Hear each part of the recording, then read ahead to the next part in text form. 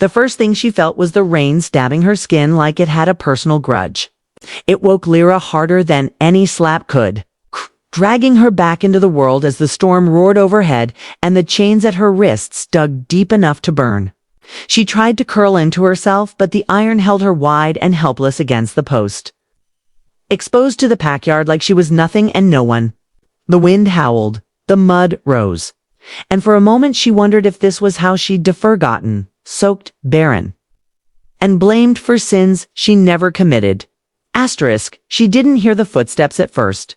She was too busy trying to keep her teeth from chattering clean out of her head.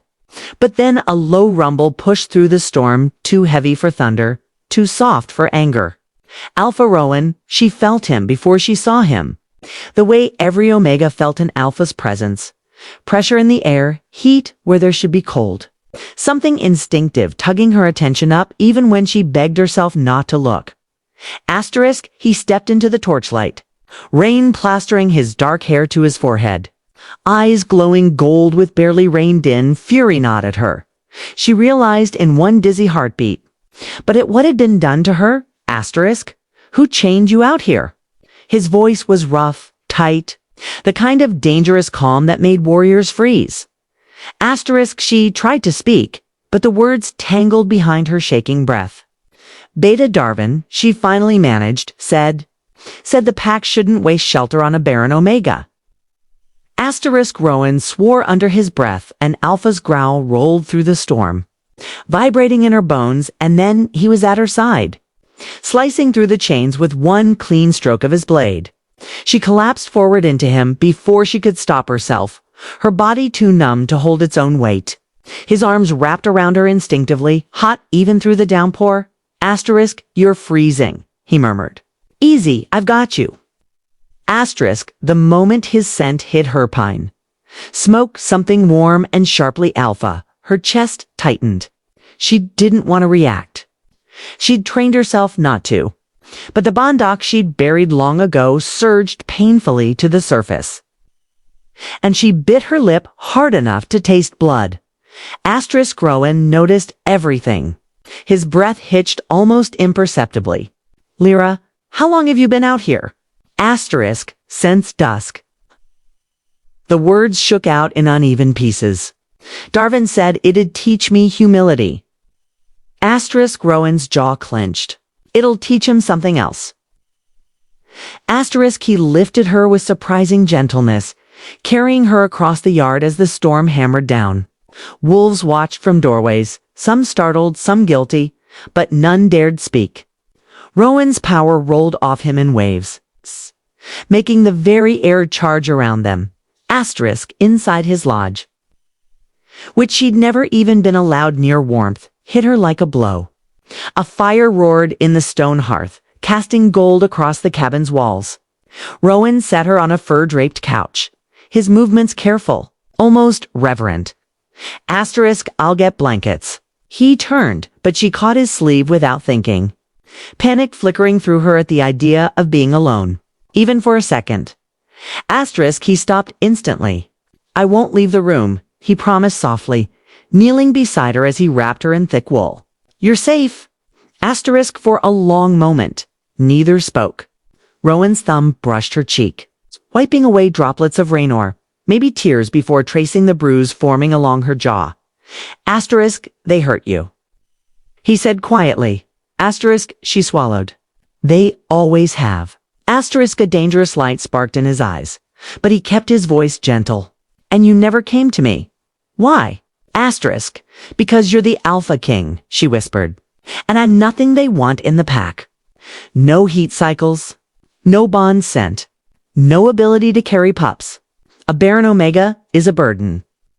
His gaze softened with something that almost broke her. You think your worth is your fertility.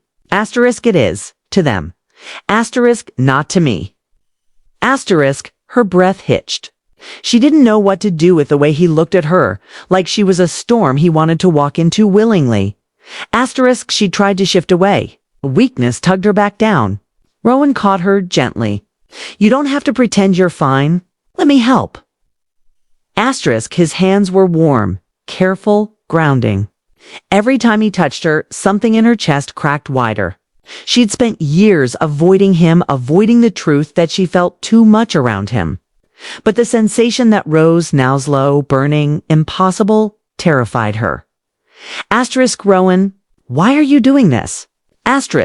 Because you should never have suffered like this, he murmured. Because this is your pack. Because he paused. Because you matter to me. Her heart tripped. You don't mean that? His voice turned softer, but deeper too. Lyra, if I didn't, would I have torn through half the pack the second I realized you were missing from the feast? Would I be shaking right now, trying to keep my wolf from going feral at the scent of your pain? She stared at him, stunned. Rowan exhaled shakily and looked away, as if confessing more than he meant. But before she could answer, a heavy knock shook the door. Rowan rose instantly. Stay behind me.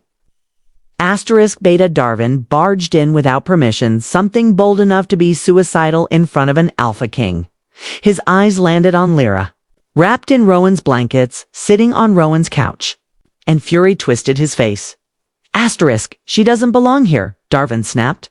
She's packless by tradition, she's mine, Rowan said. The words rolling out like thunder, deeper than anything she'd ever heard. Lyra froze. Breath shattered. Darvin stepped back in shock, but then shockingly smirked. Yours she can't be. She's barren. You need an heir. An unbroken line. The council would never allow a defective Omega *. Rowan moved so fast the air cracked. 1 second he was across the room. The next he had Darvin slammed against the wall by the throat. Eyes blazing gold. You chained an Omega in a storm, Rowan growled. You degraded her, tortured her, and now you dare speak of worth. Darvin choked, clawing at Rowan's grip. You can't claim her, there's no bond. She doesn't even have a scent. Barren Omegas don't *, that's the thing, Rowan snarled. You forgot who I am? He released Darvin just long enough to shove him towards the door. You'll be dealt with by dawn. Get out. Darvin stumbled out, pale and shaking. Rowan locked the door, then turned back to Lyra, chest heaving with barely leashed emotion. I meant what I said, he murmured. You're mine. Not because of duty, because I chose you long before tonight. But there's no bond, she whispered. No scent. Nothing to offer. That's what you were told. He crouched before her, taking her cold hands in his. Lyra, have you ever wondered why your body never reacted around anyone else? Her breath caught. Rowan, I felt it, he whispered. Every time you were near me. Every time you avoided looking at me. Every time you flinched because your wolf wanted something your mind wasn't allowed to want. Heat flooded her face. But not embarrassment, recognition. Memory. That's strange. Aching pull she'd always suppressed around him. But if that's true, she murmured, why didn't a bond form? His thumb brushed her knuckles softly. Because your heats never came. My body's broken. He said gently. Someone broke it. Her heart slammed. What? What do you mean? He hesitated, then spoke low. Tonight I caught a scent in the chains. Wolfsbane mixed with something else. Something that suppresses heat cycles. Lyra, I think you were poisoned. The ground inside her seemed to tilt. Poisoned? By who? I don't know yet. But I swear to you I'll find out. Her chest tightened painfully. For years she'd believed she was defective, unworthy, unbondable. Now Rowan was telling her none of it had been true, that someone had stolen her ability to be seen as a real Omega. She didn't realize she was crying until Rowan brushed a tear away with the back of his finger. Hey, he whispered. Look at me. She did, and his gaze held so much raw tenderness, it nearly undid her. You are not broken, he said. You're not barren. You're not less. And you are not alone anymore. Her throat tightened. Why do you care so much? He smiled, a small aching thing that reached his eyes. Because somewhere along the way, without meaning to, I fell in love with you. Asterisk, the words broke through her like sunlight after years of winter. She didn't think she moved, reaching for him as if drawn by instinct older than logic. Rowan caught her gently, pulling her into his arms, his forehead resting against hers. Asterisk, you don't have to say anything, he whispered. Just breathe. Just stay. Asterisk, but she wanted to say something. Needed to, Rowan. I think I've loved you for longer than I let myself admit. Asterisk, his breath trembled, and then his lips brushed hers, low, warm, careful, like he was afraid she'd vanish. When she didn't pull away, he deepened the kiss. Still gentle, but full of all the things he'd held back for years. Asterisk, when they finally parted. Her head spun, but for the first time it wasn't fear, it was hope. Asterisk, outside. Dawn began to break through the storm clouds. Asterisk, Rowan wrapped an arm around her, guiding her closer to the fire. Rest, he murmured. When you wake, we'll make things right. All of it. I'll clear your name. I'll find who did this to you. And if you want, if you choose me, we'll face whatever comes next together. Asterisk, she laid her head on his chest, listening to the steady beat of his heart. Warmth spread through her limbs. Safety settling deep into her bones for the first time in her life. Asterisk, I choose you. She whispered. His arms tightened gently around her. And as the storm finally quieted outside, Lyra realized she was no longer cold. Asterisk, she was home.